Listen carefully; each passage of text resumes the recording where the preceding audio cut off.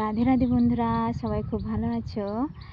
তো আজকে তোমাদের দেখাবো আমি কি করে রান্না করছি আমার বাবার গাড়িতে। তো মাটির উনান করেছে মা সুন্দর করে, আর সেখানে রান্না হচ্ছে ভগবানের জন্য। খুব সুন্দর লাগছে আর খুবই গরম পড়েছে, তার সঙ্গে উনানে রান্না, ভাবতে পারছো খুব খুব গরম লাগছে। তবুও কী করে রান্না করতে তো হবে, ভগবানকে ভোগ দিতেই হবে।